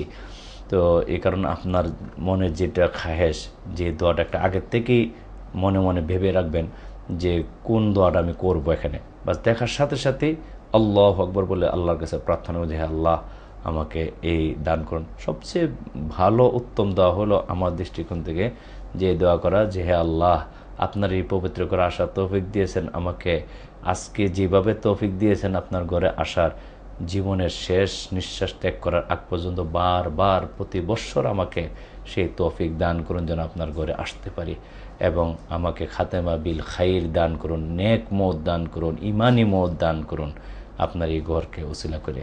এই দোয়াগুলো আপনি করলে সবচেয়ে ভালো। এরপর আপনার মনের যে খায়েশ, ওই খায়েশ আপনি দোয়া করলেন। যাই হোক, আপনি এই গেট দিয়ে ঢুকে আপনি ভিতরে গেলেন, যাওয়ার পরে আপনার কাবাঘরের যে এই যে কাবাঘরটা দেখতেছেন, এই কাবাঘরের চারিদিকে একই রকম, তবে একদিকে দরজা আছে। দেখেন এখানে কোনো দরজা নেই, এখানে কোনো দরজা নেই। এটা হলো এই পশ্চিম দিক আর এটা হলো উত্তর দিক। এই যে কাবাঘরটা দেখতেছেন, এখানে দেখতেছেন দরজা। তা আপনি যে গেট দিয়ে ঢুকেন, আপনার এই দরজা আর এটা হলো পূর্ব দিক, আর ওই যে আগে যেটা দেখাইছিলাম এটা হলো পশ্চিম দিক। তো এই দরজাটার পাশে এই যে কোনাটা দেখতেছেন, এই কোনাটা ঠিক এখানে হলো হাজরে আসওয়াদ। হাজরে আসওয়াদ অর্থাৎ যে পাথরটা, যে পাথরটাকে আমরা কালো পাথর বলে চিনি, হাজরে আসওয়াদ, এই পাথরটা এখানে দৃশ্যটা আছে। এই যে পাথর, এই পাথরটা ঠিক এই জায়গাতে লাগানো, এই কোনাটাতে লাগানো এই পাথরটা। আর এই দরজা, অর্থাৎ এই দরজা এবং এই পাথর পাশাপাশি মাঝখানে যে জায়গাটা, এটাকে বলা হয় হাজর আসওয়াদ, এটাকে বলা হয় কাবার দরজা। আর এই যে জায়গাটা দেখতেছেন অল্প জায়গা, এখান থেকে অতটুকু, এই জায়গাটা হলো মুলতাজিম। তা আমি এই বিষয়ে পরবর্তীতে আসতেছি যে মুলতাজিমের কি ফজিলত, দরজার কি ফজিলত। এরপরে এই যে আরেকটা দেখতেছেন দৃশ্য, একটা সোনালী রঙের, এটা হলো মাকামে ইব্রাহিম, এটার কি ফজিলত, এগুলো আমি পরবর্তীতে আসতেছি। তা আমরা প্রথমে যে গেট দিয়ে তো ঢুকলাম, গেট তো দেখলেন, এই গেট দিয়ে ঢুকে তারপর এই কাবা দেখার সাথে সাথে আপনি দোয়া করলেন। দোয়া করার পরে আস্তে আস্তে আপনি গেলেন, আর কাবা দেখার সাথে সাথে আপনার তালবিয়া পাঠ বন্ধ হয়ে যাবে। কাবা দেখার আগ পর্যন্ত পড়বেন। যে কালো ওই ঘরটা দেখলেন, আল্লাহর ঘরটা দেখলেন, দেখার সাথে সাথে তালবিয়া বন্ধ, আপনি দোয়া করলেন, দোয়া করে আপনি ঢুকলেন। ঢুকে ঠিক আপনার এই যে এইটার বরাবর যেতে হবে। এখানে যে হাজর আসওয়াদ আছে, এখানে দেখবেন একটা সবুজ, এই সাইডে যে চারিদিকে যে ঘর দেখতেছেন, এই দিক দিয়ে দেখবেন এখানে সবুজ লাইট দেওয়া আছে। এই সবুজ লাইট আর কাবার এই যে কোনা হাজর আসওয়াদ, এর বরাবর আপনি যাবেন, গিয়ে তারপর আপনার তওয়াফ শুরু করবেন, উমরার তওয়াফ সর্বপ্রথম। এই উমরার তওয়াফ শুরু করবেন। এই উমরার তওয়াফ শুরু করার প্রথমত তো বিধান হলো যে এই হাজরে আসওয়াদের চুমো দিয়ে তারপর এই শুরু করা। কিন্তু যেহেতু এখন অনেক মানুষ থাকার কারণে এই চুমা দেওয়া এই হাজরে আসওয়াদ পর্যন্ত যাওয়াটা অনেক কষ্ট। বিদায় শরীয়তের বিধান হলো আপনি দূর থেকে এই বরাবর গিয়া সেরা আপনার দুইটা হাত এইভাবে বিসমিল্লাহি আল্লাহু আকবার এই দোয়াটা এমনি প্রথম তো এই কাঁধ বরাবর এইভাবে হাতটা করলেন যে বিসমিল্লাহি আল্লাহু আকবার ওয়ালিল্লাহিল হামদ বলে তারপরে হাতটাকে এইভাবে চুমু খেলেন। এইভাবে চুমু খেয়ে তারপর আপনি এই ওইদিকে ফিরবেন। সুপ্রিয় দর্শকবৃন্দ, বিশেষ করে আল্লাহর মেহমান যারা, তাদেরকে লক্ষ্য করার জন্য খুব ভালোভাবে বলতেছি যে ভালোভাবে লক্ষ্য করেন যে আপনি তো সর্বপ্রথম এখানে ফিরে চুমু খাইলেন হাতের ইশারা দিয়ে। তো খাওয়ার পরেই আপনি ফিরে যাবেন এদিকে, এই যে দরজার দিকে যে আছে এই এখান থেকে এই কোণা থেকে নিয়ে আপনি যেখানেই থাকেন এইদিকে আরও যত দূরে আসেন এখান থেকে দিয়ে এই ওইদিকে দক্ষিণ দিকে আপনি ফিরে গেলেন। ফিরে বাস এখন থেকে আপনি তওয়াফ করবেন। তওয়াফ হলো 7টা চক্করে এক তওয়াফ, মানে এখান থেকে শুরু করে এই পুরাটা ঘুরে আইসা আবার এই পর্যন্ত আসাটা হলো এই এক তওয়াফ, এই একটা চক্কর। এরকমভাবে আবার এখান থেকে এই এখানে আইসা পুনরায় আবার এখানে এসে তারপর আবার এইভাবে ইশারা দেয়া বিসমিল্লাহি আল্লাহু আকবার ওয়ালিল্লাহিল হামদ, অথবা বিসমিল্লাহি আল্লাহু আকবার ওয়ালিল্লাহিল হামদ এইভাবে বলে, অত শুধু অতটুকু বললে চলবে যে বিসমিল্লাহ আল্লাহু আকবার এভাবে বইলা আবার এই চুমুটা এইভাবে এই চুমা দিয়ে আবার শুরু করবেন। তবে একটা জিনিস লক্ষ্য রাখবেন যে এই চক্কর দেওয়ার সময়, এটাকে বলা হয় তওয়াফ, এই চক্কর দেওয়ার সময় আপনি কিন্তু কাবার দিকে তাকাবেন না। কাবার দিকে তাকানো একদম নিষেধ, শুধু সামনের দিকে তাকাবেন। আর প্রথম আপনি ওখানে এটা দেখার শুরু করার আগে আপনাকে আরেকটা জিনিস করতে হবে যে এহরামের কাপড়, আমি আপনাকে পূর্বে বলেছি যে এহরামের কাপড় পরার নিয়ম যখন আপনাদেরকে দেখাইছি তখন অবশ্যই খেয়াল করছেন এবং বলছিও যে এহরামের কাপড় কিভাবে পরতে হবে এবং এই তওয়াফ করার সময় কিভাবে রাখতে হবে। অর্থাৎ এই যে তওয়াফ শুরু করলেন, এই সর্বপ্রথম তওয়াফ শুরু করার সময় আপনি এই ডান বগলের নিচে দিয়া ইয়া করবেন, ওই একটা কাপড় ওইভাবে না দিয়ে একটা পার্ট ডান বগলের নিচে দিয়ে তারপর রাখবেন। এটা আপনাদেরকে দৃশ্যে দেখানো হয়েছে, আপনার খেয়াল করে দেখবেন কিভাবে রাখা হয়। এটাকে বলা হয় ইজতেবা। তো ইজতেবা করতে হবে এবং আপনি এই শুরু যে করলেন তওয়াফটা, এই তওয়াফ শুরু করার সময় প্রথমটা 7টা চক্কর দিতে হবে। প্রথম 3টা চক্করে আপনাকে রমল করতে হবে। রমল বলা হয়, এটাও আপনাকে এহরামের কাপড় পরানো অবস্থায় আমি দেখাইছি যে এহরামের কাপড় পরা অবস্থায় ইজতেবা অবস্থায় কীভাবে রমল করবেন। অর্থাৎ এইভাবে এই সিনাটা ফোলায়া তারপর একটু হাঁটতে হবে দ্রুত গতিতে। তো যেহেতু মানুষ বেশি দ্রুত গতিতে হাঁটা যায় না, তখন আপনি আর একটু ভাব দেখাবেন যে আপনি যে সিনা ফুলে হাঁটতেছেন, দ্রুত গতি হাঁটার জন্য চেষ্টা করতেছেন, যদি হাঁটতে না পারতেছেন এরকম একটা ভাব দেখাইতে হবে। এরকম 3টা চক্করের সময় খেয়াল করে একটু লক্ষ্য করেন যে এই যে এখান থেকে শুরু করলেন ঘুরা আইসা আবার আরেকটা চক্কর শেষ হলো, এখানে আইসা আপনি এই শেষ করলেন যে আপনি এক চক্কর শেষ হলো, দ্বিতীয়বার আবার আইলেন, দ্বিতীয় চক্কর এরকমভাবে 7টা চক্কর শেষ হবে। আর এভাবে চুমা দেখাইলেন প্রতি চক্করে, এটা আপনার 8টা হবে। যেহেতু প্রথম শুরু করে একটা চক্কর দিয়ে আবার আসছেন, এরকম শেষবার 8টা হবে আর চক্কর হবে 7টা। তো এখন এখানে এই যে চক্করটা যে শুরু করলেন, এখান থেকে শুরু করে এখান থেকে হাতিম আছে, একটা হাতিমে কাবা বলা হয়, যে এই যে একটা সাদা একটা জায়গা আছে, একটা চক্কর আলাদা অতটুকু পর্যন্ত একটা ওয়াল করা আছে। তো এই ওয়ালের পাশে দিয়ে আপনি ইয়াটা করতে হবে। যাই হোক, এই চক্কর দেওয়ার সময় এখান থেকে এই পর্যন্ত যাওয়ার সময় আপনি যে কোনো দোয়া আপনি পড়তে পারেন। বিভিন্ন হজের বইয়ের মধ্যে দোয়াগুলো আছে, এই দোয়াগুলো পড়তে পারেন। অতএব এই হজের বইয়ের যে দোয়াগুলো আছে এই দোয়াগুলো যে পড়তে হবে, আরবিতে যে পড়তে হবে এটা কোনো জরুরি না। আপনি যে কোনো বাংলাতেও দোয়া করতে পারেন, আরবিতে করতে পারেন, ইংরেজিতে করতে, যে কোনো ভাষায় আপনি দোয়া করলেন, আল্লাহর কাছে দোয়া করলেন, শুকরিয়া আদায় করলেন। এইভাবে গেলেন, ওই দিকে গেলেন, আবার এই পশ্চিম সাইডে গেলেন, আবার উত্তর সাইডে আসলেন। এই যে উত্তর সাইডের যে কোণাটা, এই উত্তর সাইডের কোণাটা হলো এই যে এই কোণাটা, এই যে দেখেন, খেয়াল করে দেখেন যে এই যে হাতিম তো আসলেন, এখান থেকে তো গেলেন, গিয়ে এই দিক দিয়ে ঘুরা এই দিক দিয়ে আসলেন। এই যে উত্তর সাইডে যে কোণাটা, এই কোণাটাকে বলা হয় রুকনে ইয়ামিনী। এখানে একটা খালি জায়গা আছে, দেখবেন পর্দা কাপড় নাই, ওখানে এইভাবে হাত ছোঁয়াটা হইল মুস্তাহাব। যদি আপনি সম্ভব হয় হাতে ছুঁবেন, আর যদি সম্ভব না হয় কিচ্ছু করার দরকার নেই। হাজর আসওয়াদে যেরকম চুমা দিতে হয় এইভাবে এরকম চুমা দেওয়ার দরকার নেই।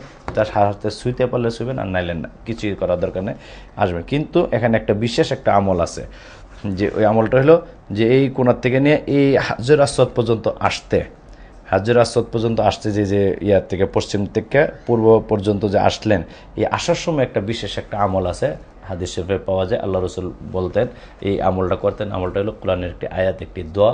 সেই দোয়াটি হলো এই যে রব্বানা আতিনা ফিদ দুনিয়া হাসানাতাও ওয়া ফিল আখিরাতি হাসানাহ ওয়া কিনা আযাবান নার ওয়া আদখিলনাল জান্নাতা মাআল আবরার ইয়া আজিজু ইয়া গফফার ইয়া রাব্বাল আলামিন। এই দোয়াটা আপনি যতবার পারেন, আস্তে আস্তে যতক্ষণ পারেন, যতবার পারেন অতবার পড়লেন। আয়েশা এই হাজর আসওয়াদের বরাবর আয়েশা আবার পুনরায় তো আবার বিসমিল্লাহ আল্লাহু আকবার বলে এইভাবে চুমা দিয়ে আবার তওয়াফ শুরু করে দিলেন। আপনার তওয়াফ হয়ে গেল 7টা তওয়াফ। এই 7টা তওয়াফ আদায় করার পরে আপনার করণীয় হলো যে এই যে মাকামে ইব্রাহিম দেখতেছেন এখানে, এই পাশে এই দরজাটা আছে না, এই দরজাটার বরাবরই এই পাশে এটাকে বলা হয় মাকামে ইব্রাহিম। আর এই মাকামে ইব্রাহিমের পিছনে সামনে রেখে এই আপনি 2 রাকাত নামাজ আপনি আদায় করবেন। যে তওয়াফ যে করছেন এই তওয়াফের 2 রাকাত নামাজ, 2 রাকাত নামাজ আদায় করার পরে আপনার করণীয় হলো যে জমজমের পানি পান করা।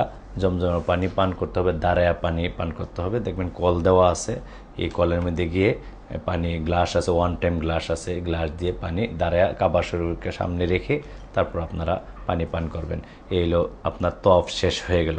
এরপরে আপনি যদি সুযোগ পাওয়া যায়, এরকম খালি পাওয়া যায়, তা আমি যেটা বলছিলাম যে দোয়া কবুলের কয়েকটা বিশেষ বিশেষ জায়গা, এই যে দেখতেছেন এখান থেকে এই দরজা থেকে নিয়ে এই কোণা পর্যন্ত হাজর আসওয়াদ, এটাকে বলা হয় মুলতাজিম। এই মুলতাজিমটা হলো দোয়া কবুলের 1 নম্বর জায়গা এখানে। তো আপনি এখানে গিয়ে যদি সুযোগ হয় ধীরে সুস্থে যেতে পারেন, এখানে বুকটা লাগায়া দোয়া করলে আল্লাহ দোয়া কবুল করেন। আর এটা হলো আবার দরজা, এই দরজার চোকাট, এই চোকাটটা এখানে আমি মেন দরজাটার মধ্যে আপনাদেরকে লক্ষ্য করে দেখাতেছি। এই যে দেখেন সরাসরি যে দরজাটা, এই দরজাটা যে চোকাট, এই চোকাটের মধ্যে এইভাবে ধরে দেখবেন, আপনারা দৃশ্যে দেখুন, আপনারা দেখেন কিভাবে লোকেরা ধরে রাখছে। এইভাবে ধরে তারপর বুকটা লাগায়া কান্নাকাটি করবেন, আল্লাহর কাছে যা বলতে পারেন বলবেন। এখানে দোয়া কবুলের জায়গা। এরপরে মাকামে ইব্রাহিম, এখানেও নামাজের সুযোগ থাকলে নামাজ পড়ে দোয়া করবেন। তারপর হাতিম যেটা বলছি যে অতটুকু পর্যন্ত ওয়াল করা, এটার ভিতরে গিয়ে 2 রাকাত নামাজ পড়া দোয়া করলে এটা দোয়া কবুলের জায়গা। এরকমভাবে এই যে একটা জিনিস দেখেন, এই যে হাতিমের ভিতরের দৃশ্যটা, এটা যে এক উপরে দেখতেছেন একটা, এটাকে বলা হয় যে বৃষ্টির পানিগুলি উপরে পড়লে এটা বের হয়, এটাকে বলা মিজাবে রহমত। এই ঠিক এটার বরাবর যদি সুযোগ পান দাঁড়ায় আল্লাহর কাছে দোয়া করবেন, এটাও দোয়া কবুলের জায়গা। তারপর আপনার যে তওয়াফ শেষ করলেন, তওয়াফ শেষ করার পর আপনার কিন্তু উমরা আদায় হয় না এখনো, সাই করতে হবে। সাই বলা হয় সাফা এবং মারওয়াতে 7টা চক্কর দেওয়া। এই যে দৃশ্যটা দেখতেছেন সাফা এবং মারওয়া, সাফা একটা পাহাড়, আর ওখানে মারওয়াতে আপনার সাফা গেট দিয়ে ঢুকবেন। প্রথমে সাফা পাহাড়ে যাবেন, সাফা পাহাড়ে উঠে কাবার দিকে ফিরে আবার এভাবে একটা চুমা খাবেন। এবার চুমা দিয়ে আপনার সাফা থেকে, এটা জরুরিটা জাস্ট এখান থেকে দেখা শুরু করে তারপর আপনি চক্কর দেন। তবে সাফার থেকে মারওয়াতে গেলে 1 চক্কর, আবার মারওয়া থেকে সাফাতে আসলে 2 চক্কর, আবার সাফা থেকে মারওয়াতে গেলে 3 চক্কর, মারওয়া থেকে আবার সাফাতে আসলে 4 চক্কর। এইভাবে কিন্তু আপনার 7টা চক্কর গিয়ে শেষ হবে মারওয়াতে। 2টা মিলে নেয়, মানে এইভাবে একটা একটা করে এই মারওয়াতে আপনার করবে। তবে চক্কর এই দৌড় সাই এটা যে শুরু করবেন, এই শুরু করার আগে আপনি একটা আয়াত আছে, কোরআনের আয়াত, একটা দোয়া, এটা পড়ে নেবেন। ইন্নাস সাফা ওয়াল মারওয়াতা মিন শাআইরিল্লাহ ফামান হাজ্জাল বাইতা আও ইতামারা ফালা জুনাহা আলাইহি আন ইয়াতাওয়াফা বিহিমা ওয়া মান তাতাওয়া খায়রান ফা ইন্নাল্লাহা শাকিরুন আলিম। যারা পারেন এটা পড়ে নেবেন, শিখে নিলে খুবই ভালো হয়। আর যদি শিখতে না পারেন তাহলে আপনি বিসমিল্লাহির রহমানির রহিম বলে শুরু করলেন। আপনারা এখানে লক্ষ্য করেন যে চিত্রে আপনারা দেখবেন যে সবুজ লাইট, এই সবুজ লাইটটার এখানে গিয়ে এসে 2টা সবুজ লাইট আছে, এই এক সবুজ লাইট থেকে আরেক সবুজ লাইট পর্যন্ত অতটুকু জায়গা আপনার একটু দৌড়াইতে হবে। হ্যাঁ, শুধু পুরুষদের জন্য, মহিলাদের জন্য কিন্তু দৌড় দেওয়ার কোনো বিধান নেই। পুরুষদের জন্য এই সবুজ লাইটটা থেকে নিয়ে পরবর্তী সবুজ লাইট পর্যন্ত একটা দৌড় দেবেন, পরে স্বাভাবিকভাবে পরবর্তী জায়গাগুলো স্বাভাবিকভাবে হাঁটলেন। যাই হোক, আপনার 7টা চক্কর, 7টা দৌড়, এখানে সাফা থেকে মারোয়া, মারোয়া থেকে সাফা, সাফা থেকে মারোয়া, মারোয়া থেকে সাফা, এভাবে গিয়ে মারোয়াতে শেষ হবে। ওই মারোয়া পাহাড়ে শেষ হওয়ার পরে ওখানে 2 রাকাত নামাজ পড়ে দোয়া করলেন, সালাতুশ শুকুর আদায় করলেন যে আল্লাহ, হে আল্লাহ, আমাকে তুমি তৌফিক দিয়েছ তওয়াফ করার এবং সাই করার। এখন আপনার উমরা আদায়, উমরার যে কার্যক্রমগুলো, এগুলি সর্বপ্রথম যে উমরার যে কাজ ছিল এহরাম বাঁধলেন, তারপর দ্বিতীয় কাজ ছিল তওয়াফ করা, তওয়াফ হয়ে গেল, তৃতীয় কাজ ছিল সাই করা, সাই হয়ে গেল। এখন আপনার কাজ হলো হালাল হওয়া। হালাল হইতে গেলে মাথা মুন্ডন করে হালাল হইতে হবে। অর্থাৎ এখন আপনি বের হয়ে দেখবেন সেলুন আছে, বের হওয়ার সাথে সাথে সেলুন পাওয়া যায়। আবার আপনার যেখানে আপনার হোটেল বা ঘর নেওয়া হয়েছে সেখানে গিয়েও আপনি অনেক আছে, সেলুন আছে, সেখানে সেলুনে গিয়ে 5 রিয়াল, হজের সিজনে 10 রিয়াল নিবে। যাই হোক, যত রিয়ালই নিয়ে আপনি মাথা মুন্ডন করাইলেন। মাথা মুন্ডন, পুরুষদের জন্য মাথা মুন্ডন করলে আল্লাহ রসুল বলছেন যে আমি তার জন্য 2 বার দোয়া করব। আর যে মাথা মুন্ডন না করে, যদি মাথা মুন্ডন না করে চুল ছোট করলো, জায়েজ আছে, হয়ে যাবে, ছোট ছোট করে ফেলেন, মানে সব দিক দিয়ে মাথারা চুলগুলি ছোট ছাঁটাই যেটাকে বলে, হয় এই ছাঁটাই করলেও আপনি হালাল হয়ে যাবেন। আর মহিলাদের জন্য অল্প সামান্য কোনো 3 আঙ্গুল পরিমাণ চুল কেসি দিয়ে কেটে ফেললে আপনি হালাল হয়ে যাবে। আরেকটা বিষয়, আমরা অনেকে করি কি একজন আরেকজনের মাথা কাটায় সিলাই দিই, মাথা চুল ফালাই দিই। এটা আপনি তখনই আরেকজনের মাথার চুল ফালাই দেবেন, আপনি নিজে আরেক জায়গা থেকে হালাল হইতে হবে। আপনি নিজে হালাল না হয়ে, অর্থাৎ আপনার নিজের মাথার চুল না ফালায় আরেকজনের মাথার চুল আপনি ফালাইতে পারবেন না। এটা খুব খেয়াল রাখবেন। এরকম অনেকে ভুল করে থাকে যে আমরা নিজেরা 5 জন আছি, আমরা একজন আরেকজনটা ফালাই দিই। তো এখন সর্বপ্রথম যে ফালাইবো আপনার চুলটা, সে আগে কিন্তু ফালাই নিতে হবে। তাহলে বোঝা গেল যে আপনি 5 জন যদি থাকেন, তাহলে 5 জনের মধ্যে একজন সেলুনে গিয়ে ফালাইতে হবে। অথবা আপনার মধ্যে এরকম যে আছে যে আগে সেলুনে ফালাই আসছে, হালাল হয়েছে, তা সে ফালাই দেবে, তারপর সে আপনার সবের চুল ফালাই দিতে পারবে। এটা খেয়াল রাখবেন। যাই হোক, এখন আপনি হালাল হয়ে গেলেন, ঘরে গেলেন, তারপর আপনি যে সময়টুকু পাবেন এই সময়টুকু প্রত্যেক 5 ওয়াক্ত নামাজ মসজিদে গিয়ে, হেরামের ভিতরে গিয়ে নামাজ আদায় করবেন। কারণ কাবা শরীফ গিয়ে জামাতের সাথে 1 রাকাত নামাজ আদায় করা আর অন্য মসজিদে 1 লক্ষ রাকাত নামাজ আদায় করার সমপরিমাণ সওয়াব পাওয়া যায়। অতএব হোটেলে কি নামাজ আদায় করবেন না, আপনি সরাসরি একটু যত কষ্ট হোক আজান দেওয়ার সাথে সাথে আপনি মসজিদে চলে যাবেন, হেরামের চলে যাবেন, আপনি যেখানে দাঁড়ায় কমপক্ষে জামাতের সাথে নামাজটা আদায় করবেন। যাই হোক, আপনি এইভাবে যে কদিন যায় গেল, আপনার মূল হজ শুরু হয়ে যাবে আপনার এই 8 জিলহজ থেকে। তো 7 জিলহজ আপনি একটা খুতবা দেওয়া হবে মসজিদে হারামের ভিতরে, অর্থাৎ কাবা শরীফের ইমাম সাহেব যিনি আছেন তিনি একটা খুতবা দেবেন। এই খুতবা শোনাটা আপনার জন্য সুন্নত। আপনি বুঝে আসুক আর না আসুক, খুতবাটা শুনবেন। এটা হজের আহকাম আরকান সম্পর্কে এটা বলা হয়। যাই হোক, আপনি না বুঝলেও মনোযোগ সহকারে খুতবাটা শুনবেন। এই খুতবা শোনার পরে এটা হলো 7 তারিখ, আর 8 তারিখে আপনি এই মূল হজ আপনার শুরু হয়ে গেল। তো আপনি যদি 7 তারিখেই এহরাম বেঁধে ফেলেন, আপনার 7 তারিখে আপনার একটা ব্যাগ, ছোট একটা ব্যাগ নিয়ে নেবেন। ব্যাগের ভিতরে একেবারে না, যতটুকু না হইলেন একটা চাদর, একটা লুঙ্গি, একটা গামছা বা তয়লা নিয়ে, বাস এটা নিয়ে আপনার মিনার উদ্দেশ্যে রওনা দিতে হবে। মিনার জন্য মুআল্লিম কর্তৃক বাস আছে, ওই বাসগুলি আসবে। তো উচিত হলো যে 8 তারিখের সকালে রওনা দেওয়া, কিন্তু যেহেতু ডিসিপ্লিনের জন্য একসাথে রওনা দিলে কোলানো যায় না, বাস দিতে পারে না, বিদায় রাত্রে থেকেই 7 তারিখ দিবাগত রাত্রে থেকে নেওয়া শুরু করে দেয়। তো আপনি যখনই কর্তৃপক্ষ যখনই আপনাকে নিতে চায় তখনই যাওয়া উচিত। তো যাই হোক, 7 তারিখে আপনি এহরাম হজের নিয়ত করে আপনার হোটেল থেকে এহরাম বেঁধে নেবেন বাইদা, অথবা আপনি এহরাম শরীফে গিয়েও এহরাম বাঁধতে পারেন। বাইদা 2 রাকাত নামাজ আদায় করবেন, এহরাম বেঁধে 2 রাকাত নামাজ আদায় করে টুপিটা খুলে তারপর লাব্বাইক আল্লাহুম্মা লাব্বাইক লাব্বাইক লা শারীকা লাক লাব্বাইক ইন্নাল হামদা ওয়ান নি'মাতা লাকা ওয়াল মুলক লা শারীকা লাক, এই তালবিয়া পাঠ করার পর আপনি মুহরিম হয়ে গেলেন। এখন আপনি এই বাসের অপেক্ষা করবেন, বাস আপনাকে নিয়ে যাবে মিনায়। মিনার যে তাঁবু, আপনি ওই মিনাতে তাঁবুতে গিয়ে সেটা আপনি এই যে মিনার দেখতেছেন আপনার দৃশ্যতে আপনাকে দেখাচ্ছি যে এখানে হলো এই তাঁবুগুলো আছে। যে অনেকগুলো তাঁবু আছে, আমাদেরকে যত নম্বর তাঁবুতে নিয়ে যাক এই তাঁবুতে নিয়ে আমরা অবস্থান করব। আপনি রাত্রে নিয়ে যাক আর সকালে নিয়ে যাক, এখানে তাঁবুতে অবস্থান করব। 7 তারিখ এই চলে গেলে 8 তারিখে আমরা এই মিনাতে অবস্থান করাটা সুন্নত, তো ওখানে অবস্থান করতে হবে। আর 9 জিলহজ হলো আমাদের মূল হজ, অর্থাৎ 9 জিলহজ মিনা থেকে আমরা ইয়াতে যাব, আরাফার উদ্দেশ্যে যাব। তো আরাফার ময়দান হলো আপনাদেরকে দেখাচ্ছি যে এই হলো আরাফার ময়দান, এটা হলো জাবালে রহমত। এই জাবালে রহমতটা হলো এই আরাফার একটা অংশ। তো সম্ভব হইলে এই জাবালে রহমতের কাছে অবস্থান করতে পারলে ভালো, কিন্তু যেহেতু এখানে প্রচণ্ড ভিড় থাকে এই জাবালে রহমতে যাওয়া গুণে, তবে সবচেয়ে উত্তম হলো যার যেখানে তাঁবু পড়ে, হ্যাঁ, সেখানেই গ্যাসের অবস্থান করা। আর মসজিদে নামিরার কাছে যদি পড়ে যেত তো আলহামদুলিল্লাহ। তো ওখানে আরাফাতে আপনি অবস্থান করাটা হলো ফরজ, কিছু সময় অবস্থান করা ফরজ, অল্প সময় হলো ফরজ, এটা হজের অন্যতম ফরজ। তো মিনা থেকে আপনি চলে গেলেন আরাফাতে, আরাফাতে সারাদিন অবস্থান করে সূর্য ডুবার আগ পর্যন্ত ওখানে থাকতে হবে। সূর্য ডুবার সাথে সাথে আপনি পুনরায় আবার গাড়িতে হোক অথবা হেঁটে হোক, সবচেয়ে উত্তম সকলে মিলা 10-12 জন থাকলে মিলা হাইটে আইসা পড়লে, কারণ গাড়িতে যে সময় লাগবে এর চেয়ে অনেক কম সময় লাগে হাইটা আসতে। সে হাইটে চলে আসবেন মুজদালিফাতে। এই মুজদালিফাতে হলো খোলা আকাশের নিচে আপনি অবস্থান করতে হবে। মুজদালিফাতে রাত্রি যাপন করা এটা হজের একটা পার্ট, একটা অংশ, এখানে রাত্রি যাপন করতে হবে। তো আরাফাত থেকে আপনি আবার পুনরায় চলে আসছেন সরাসরি মুজদালিফা।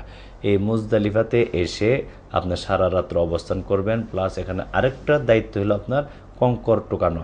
এই কঙ্করগুলি আপনি 7টা করে প্রত্যেকটি জামারাতে প্রথম দিন তো আপনার প্রথম শয়তানকে, যে শয়তান 3টা এখানে, বড়, ছোট, মেজো, হ্যাঁ আমরা এইভাবে বলি, অর্থাৎ সুগরা, উস্তা, কুবরা আরবিতে বলা হয়।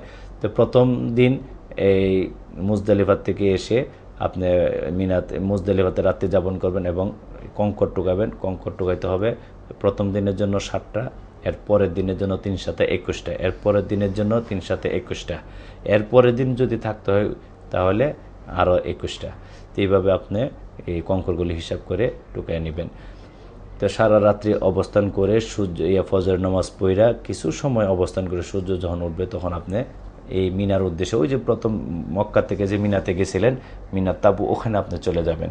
গিয়ে তারপর ওখানে তাঁবুতে যদি সরাসরি যাওয়া সম্ভব হয় তো গেলেন, আর নয় সরাসরি জামরাতে চলে গেলেন। এই জামরাতে চলে যাওয়ার পরে আপনি এই মুজদালিফা থেকে যখন সরাসরি জামরাতে চলে আসলেন, এই জামরাতে এসে এই যে দেখতেছেন এই দৃশ্যটা, এটা হলো জামরা, অর্থাৎ শয়তান, যাকে জামরাত বলা হয়। শয়তান যে এরকম 3টা আছে, এখন বর্তমানে এই অবস্থায় আছে।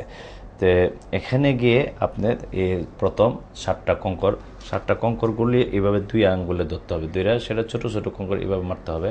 বিসমিল্লাহি আল্লাহু আকবার, বিসমিল্লাহি আল্লাহু আকবার।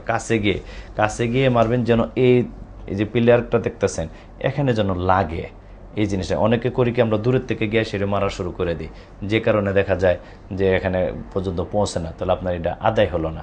এই কারণে আপনি কাছে গিয়ে আদায় করবেন। আর আপনি যদি বৃদ্ধ হন, অসুস্থ হন, তাহলে আপনি একজন সবল কাউকে দায়িত্ব দিতে পারেন, সে আপনার পক্ষ থেকে মারলে আপনার আদায় হয়ে যাবে। যাই হোক, আপনি প্রথম মুজদালিফা থেকে মিনাতে গেলেন, গিয়ে জামরাতে শয়তানকে পাথর মেরে এখন আপনার দায়িত্ব হলো কুরবানি করা। তো কুরবানি যেহেতু আপনি নিজে যদি সম্ভব হয় কয়েকজনে মিলে চলে গেলেন, কুরবানি যেখানে করে ওখানে গিয়ে কুরবানি করলেন, অথবা কাউকে দায়িত্ব দিলেন। কাউকে যদি দায়িত্ব দেন তাহলে তার ফোন নম্বর রাখবেন, সে কুরবানি করার পরে সাথে সাথে কুরবানি দেওয়ার যখন শুনবেন যে হ্যাঁ আমার কুরবানি হয়ে গেছে, তখন আপনি হালাল হয়ে যাবেন। হালাল কীভাবে হবেন? আবার এই পুনরায় মাথা মুন্ডন করতে হবে, মাথা মুন্ডন অথবা মাথা ছাইটা, এই 2টার যে কোনো একটা, এবং মহিলারা 3 আঙ্গুল পরিমাণ চুল কেটে তারপর আপনারা হালাল হয়ে গেলেন। এখন এহরামে কাপড় খুলে ফেলবেন, খুলে তারপরের দিন অর্থাৎ এই 10-11 তারিখ এবং 12 তারিখ, 12 জিলহজ আপনি রাত্রি যাপন করবেন, কঙ্কর মারবেন। এইটা এই দুপুরের পরে 12 তারিখ হলো এই আপনি দুপুরের পরে যাবেন কঙ্কর মারার জন্য, এর আগে যাওয়া যাবে না। আগের দিন তো 11 তারিখ তো হলো আগে চলে গেছিলেন, কিন্তু 12 তারিখ করতে হবে, কঙ্কর পরে মারতে হবে। দুপুরে পরে, এবং রাত্রি যাপন করা সুন্নত। ইচ্ছা করলে আপনি মক্কাতেও যদি চলে যান, ওখানে কঙ্কর মাইরা প্রথম দিন কঙ্কর মাইরা তারপর এই কুরবানি করে আপনি যদি কাবাতে চলে যান, গিয়া ফরজ তওয়াফটা আদায় করে ফেলেন। আদায় করে যদি মনে করেন যে কাবাতে আপনার হোটেলে থাকবেন, থাকতে পারেন, কিন্তু সুন্নতের খেলাফ হলো, কিন্তু উত্তম হলো মিনাতে চলে আসা, তাঁবুতে রাত্রি যাপন করা। এই রাত্রি যাপন করে তারপর আপনি আবার পরের দিন সূর্য হেলার পরে অর্থাৎ দুপুরের পরে আপনি মিনাতে আসলেন, জামরাতে আসলেন। প্রথম, দ্বিতীয়, তৃতীয় তিনটাকে আপনি 3 সাথে 21টা পাথর মারতে হবে, একটা একটা করে মারতে হবে, একসাথে যেন আমরা না মারি, অনেকে একসাথে মেরা দেয়, এটার জন্য না, একটা একটা করে একটা পাথর মারবো, এরকম 21টা পাথর মারবো, 3টাকে মিলে 7টা করে মেরা, তারপর আবার আমরা তাঁবুতে ফিরে আসব। আর যদি আগের দিন ফরজ তওয়াফ না করে থাকি, তাহলে ওই দ্বিতীয় দিন আমরা মক্কাতে চলে যেতে পারি, গিয়া সেরা তওয়াফ করে আবার চলে আসলেন। আইসা 11 তারিখ আপনি রাত্রি যাপন করলেন, ঠিক 12 তারিখ, এরপরে 13 তারিখ, এরকমভাবে 13 তারিখ আপনি কঙ্কর নিক্ষেপ করা, সূর্য ডোবার পরে করেন। যদি আপনি একটা কাজ, এখানে একটা জিনিস করতে পারেন, মানে 11 তারিখ 12 তারিখের কথা বলতেছি, যে 10 তারিখ 11 তারিখ আর 12 তারিখ, এই 12 তারিখ যদি আপনি সূর্য কঙ্কর মাইরা আপনি সূর্য ডুবার আগে যদি মক্কা চলে যান, তাহলে আর 13 তারিখ থাকার আর প্রয়োজন নেই। কথাটা বোঝার চেষ্টা করেন, আমি সহজভাবে আবার বলতেছি, যে আপনি তো 10 তারিখ সরাসরি মিনাতে এসে কঙ্কর মারলেন, এরপরে 11 তারিখ কঙ্কর মারলেন, তারপর 12 তারিখ আবার কঙ্কর মারলেন, 13 তারিখও মারতে হবে, কিন্তু যদি 12 তারিখ সূর্য ডুবার আগে যদি আপনি মক্কাতে চলে যান, মিনার এরিয়া পার হয়ে চলে যান, তাহলে আর 13 তারিখ মিনাতে থাকার প্রয়োজন নেই। আর যদি সূর্য ডুবার আগে না যেতে পারেন, তাহলে মিনাতে থাকতে হবে। থেকে 13 তারিখ মেরে কঙ্কর নিক্ষেপ করে তারপর মক্কা যেতে হবে। যাই হোক, এইভাবে আপনাদের সাথে তো গাইডেন্স থাকবে, তারা বলে দিবে আরও বিস্তারিত। তো এখানে যাওয়ার পর আপনার হজের কাজ আদায় হয়ে গেল। এখন হলো মদিনার পালা, কারণ মদিনাতে জিয়ারাতে এরপর বিদায় তওয়াফ একটা রয়েছে। বিদায় তওয়াফটা আপনি যদি মদিনাতে আগে গিয়া দেখেন, যদি এরকম প্ল্যান থাকে যে মদিনা যাবেন, গিয়ে আবার আসবেন মক্কাতে, তাহলে তখন আইসেই বিদায় তওয়াফ করে আপনি দেশের উদ্দেশ্যে রওনা হবেন। অথবা যদি সরাসরি মক্কা থেকে দেশে চলে আসেন, তাহলে চলে আসার আগের দিন, একদিন আগে বিদায় তওয়াফটা সেরে নিলেন। এই বিদায় তওয়াফ করাও জরুরি। যাই হোক, আমাদের মোটামুটি হজ আদায় হয়ে গেল। সাথে তো যারা থাকবে এরা আরও বিস্তারিত বলে দিবে, জায়গা স্পটে সব কিছু বলে দেওয়া হবে। এগুলি এখন এই অল্প সময়ের ভিতরে তো আর এত কিছু বলা যাবে না। আমি জাস্ট একটা ধারণা আপনাদেরকে দিলাম, এবং চিত্রগুলিও আপনাদেরকে দেখালাম, যেন আপনাদের একটা ধারণা হয়, একটা আইডিয়া আপনাদের আসে হজ কী করতে হবে। যাই হোক, এরপরে আসেন মদিনার সময়। মদিনাতে আপনি গেলেন, এবং মদিনাতে ঢুকার আগে আপনি বেশি বেশি দুরূদ শরীফ পড়বেন এবং সালাম প্রেরণ করবেন। আসসালাতু ওয়াসসালামু আলাইকা ইয়া রাসূলুল্লাহ, আসসালাতু ওয়াসসালামু আলাইকা ইয়া হাবিবাল্লাহ, আসসালাতু ওয়াসসালামু আলাইকা খাইরি খালকিল্লাহ, আসসালাতু ওয়াসসালামু আলাইকা সাইয়্যিদুল মুরসালিন, আসসালাতু ওয়াসসালামু আলাইকা ইয়া খাতামান নবিয়্যিন, আসসালাতু ওয়াসসালামু আলাইকা ইয়া রাহমাতাল লিল আলামিন। এইভাবে সালাম দিতে দিতে আপনি গেলেন। এবং এই মদিনাতে আপনি সর্বপ্রথম যখন এই মদিনাতে যাবেন, দেখেন আপনি চিত্রটা আপনি দেখলে বুঝতে পারেন যে এই মদিনার দৃশ্য, এই সবুজ গম্বুজটা যখন আপনার দৃশ্যতে পড়বে, নজরে আসবে, বাস থেকে দেখতে পারবেন।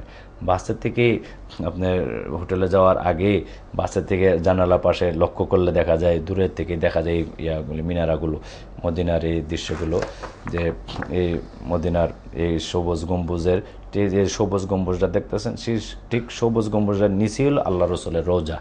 এই রসুলের রওজা। তো এইভাবে আপনি এই গম্বুজটা দেখার সাথে সাথে সালাম দিবেন এবং দোয়া করতে থাকবেন। এই সবুজ গম্বুজ দেখার সাথে সাথে দোয়া করলে এই দোয়াটা আল্লাহ কবুল করেন। অতএব এই কারণে আমরা এটা দেখার সাথে সাথে আমরা করব। তো এইভাবে আমরা হোটেলে গিয়া তারপর তড়িঘড়ি করে, মানে যত দ্রুত সম্ভব হোটেলে অবস্থান না কইরা এই মসজিদে নববীতে চলে আসব। মসজিদে নববীতে চলে এসে আপনারা এখানে দৃশ্যগুলি দেখেন। আমি এখানে একটা বিষয় আপনাদেরকে লক্ষ্য করে বলতেছি, যে মূল মসজিদটা হলো এই, মূল মসজিদটা হলো এই। আপনি ভিতরে ঢুকবেন, ঢুকে সেরা তারপর এই একটা গেট আছে, আপনারা দেখাই দিবে। ওখানে যাওয়ার পরে দেখে ভিতরে ঢুকবেন। আল্লাহ রসুলের রোজা শরীফের সামনে এসে রোজা শরীফের দৃশ্যটা আপনাদেরকে দেখাচ্ছি। যে এই রোজা শরীফের সামনে এসে দূরের থেকেই সালাম দিতে থাকবেন। আপনি তো দাঁড়ায় সালাম দেওয়ার কোনো উপায় নাই, তো দূরের থেকেই সালাম দেওয়া শুরু করবেন।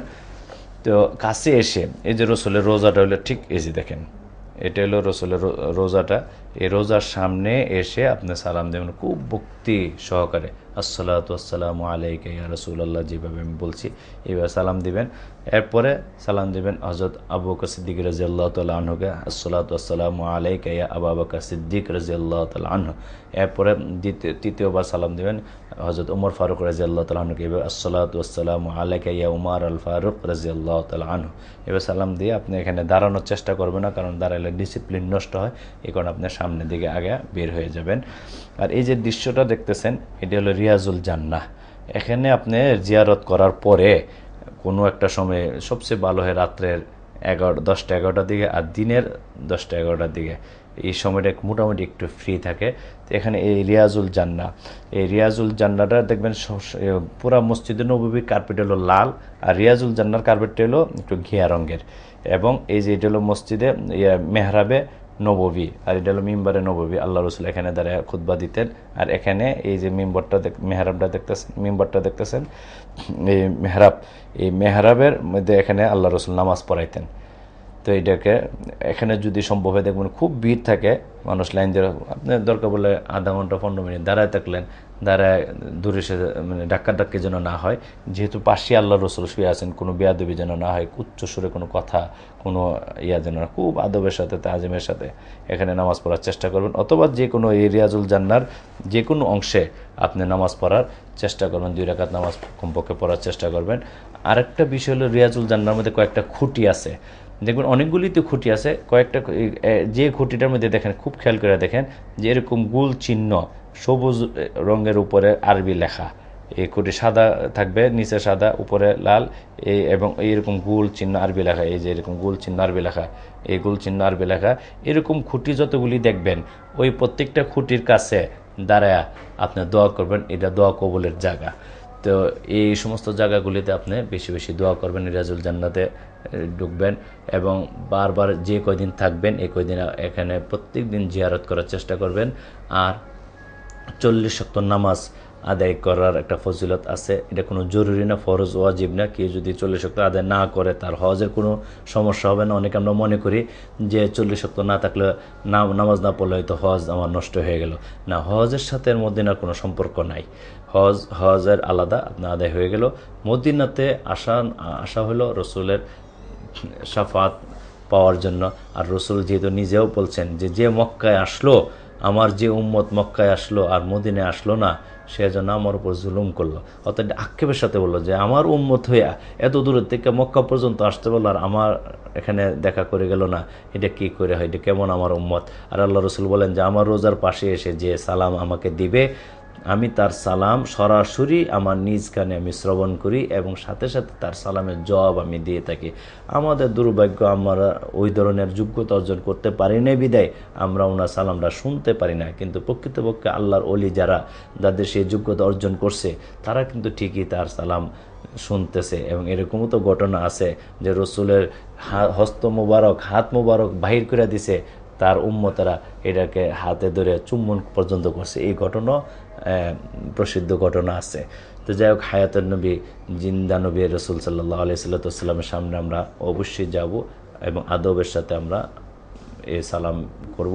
এবং ওখানে আরেকটা বিষয় আমি বলে দিচ্ছি, ওখানে রসুল কাছে গিয়ে যেন আমরা কিছু না চাই যে ইয়া রাসূলুল্লাহ আমাকে এই দেন সেই দেন, এটা কিন্তু শিরক। এটা যেন আমরা এমনটি না করি। আমরা রসুলকে সালাম দেব, সালাম দিয়ে তারপর পশ্চিম দিকে ক্যাবলার দিকে ফিরে আল্লাহকে উদ্দেশ্য করে আল্লাহর নিকট প্রার্থনা করব, যা চাওয়ার আল্লাহর কাছে চাবো।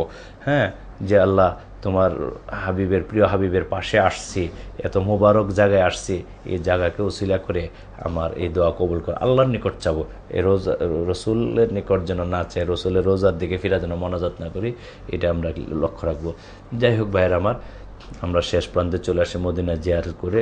যদি আমরা দেশের উদ্দেশ্যে রওনা দিব, এই দেশের উদ্দেশ্যে রওনা দিতে গিয়ে আমরা অনেকে খুব, যেহেতু আমরা এখন হাজি হয়ে গেছি, আল্লাহর মেহমান হয়ে গেছি।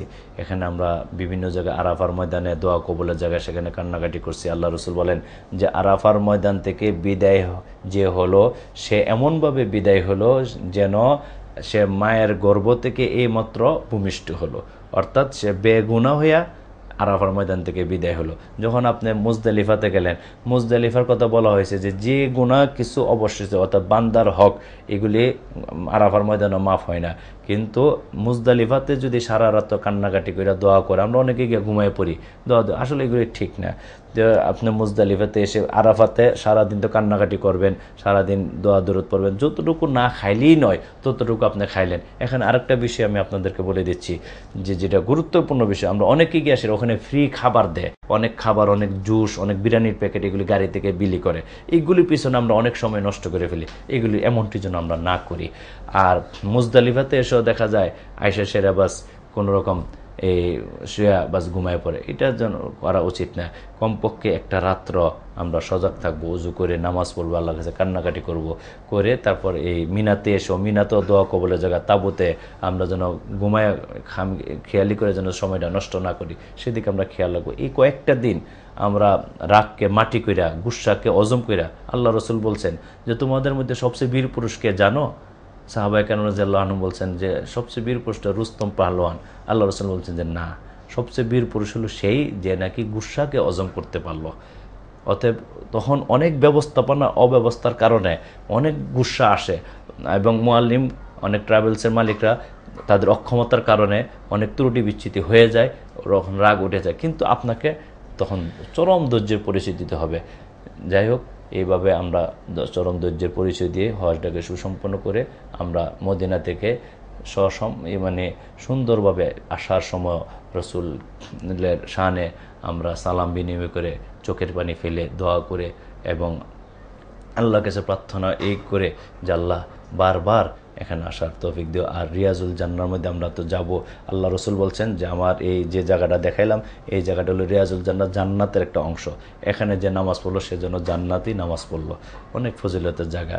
যাই হোক, এগুলিতে আসবো। এবং মদিনাতে আমাদের কিছু দৃশ্য আছে, কিছু জায়গা আছে, খন্দক উহুদের ময়দান, সেখানে আমরা যাওয়ার চেষ্টা করব। কুবা মসজিদে যাওয়ার চেষ্টা করব। কুবাতে গিয়ে সে আমরা 2 রাকাত নামাজ পড়বো। আল্লাহ রসুল বলেন যে মসজিদে কুবার মধ্যে যে 2 রাকাত নামাজ আদায় করলো সে যেন উমরা আদায় করলো, অর্থাৎ উমরা আদায় করলে যে সব পাওয়া যায় সমপরিমাণ সব আল্লাহ রাব্বুল আলামিন মসজিদে কুবাতে 2 রাকাত নামাজের বিনিময়ে আল্লাহ তাআলা দান করে।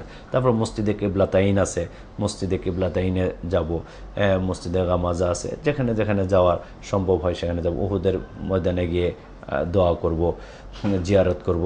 ওখানে সাহাবায়ে কেরাম, বিশেষ করে আল্লাহ রসুলের প্রিয় সাহাবী চাচা হযরত হামজা রাদিয়াল্লাহু তাআলা আনহু ওখানে আছেন। তো যাই হোক, এইভাবে আমরা মদিনা অবস্থান করে 8 দিন অবস্থান করার পরে বাংলাদেশে আমরা উদ্দেশ্যে রওনা দিব। এখন আমাদের আচরণটা যেন খুব সুন্দর হয়, সুষ্ঠু হয়, এবং ওইভাবে আমরা বাংলাদেশ পর্যন্ত আসব। আমি আপনাদের খেদমতে এই ধারাবাহিক একটা ধারণা আপনাদের খেদমতে দিলাম। আশা করি এই ক্যাসেটটা যদি বারবার দেখেন, এবং বিশেষ করে এহরামের কাপড়টা কিভাবে পরতে হবে এবং কিভাবে তওয়াফ করতে হবে, কিভাবে আপনি মিনায় পাথর মারতে হবে, এই দৃশ্যগুলি আপনাদের এই ক্যাসেটের মাঝে যদি বারবার দেখেন, তাহলে আপনাদের জন্য ওখানে যাওয়ার পরে মনে হবে যে আমি যেন আমার পরিচিত জায়গার মধ্যে আসছি। এই কারণে আমি অনুরোধ করব এটা আপনারা নিজেরা বারবার দেখবেন, এবং আপনার পরিচিত যারা হজে যাবে তাদেরকে বারবার দেখাবেন। এবং আরেকটা বিষয় আমি আপনাদেরকে, এখানে তো বিস্তারিত কোনো মাসলা মাসাইল আমি বলতে পারি নাই স্বল্প সময়, যেহেতু অল্প সময়, আপনার নাম্বার তো এখানে দেওয়া আছে, ব্যক্তিগতভাবে আপনারা টেলিফোন করে যোগাযোগ করবেন। আমার সাধ্য অনুযায়ী যে কোনো সময় যে কোনো মুহূর্তে ফোন করবেন, আমি আপনাদের প্রশ্নের জবাব দেওয়ার জন্য, আমার সাধ্য অনুযায়ী জবাব দেওয়ার জন্য আমি প্রস্তুত রয়েছি।